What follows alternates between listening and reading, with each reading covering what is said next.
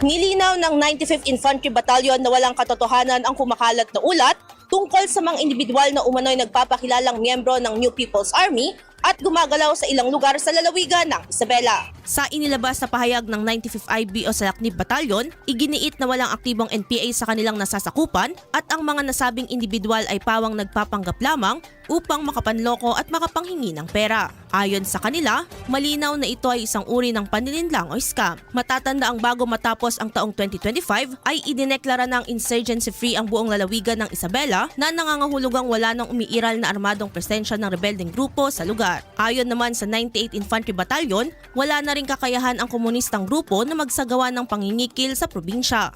Kaugnay nito, hinikayat ng militar ang publiko na manatiling mapagmatsyag at huwag basta-basta magbigay ng pera o anumang tulong sa mga taong nagpapakilalang rebelde o sa sinumang kahina-hinala ang pagkakakilanlan.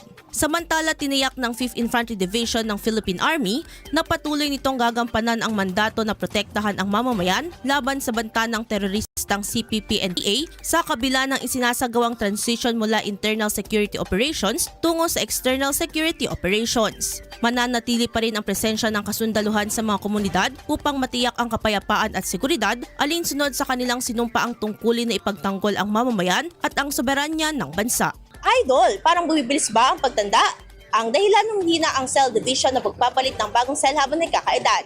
Natutuyo ang wala dahil sa paghina ng electricity.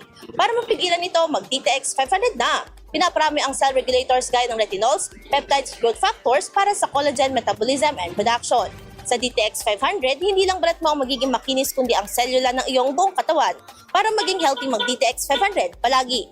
Para sa IFM News, ako si Idol Sena Maria Akdang. Idol! IFM News.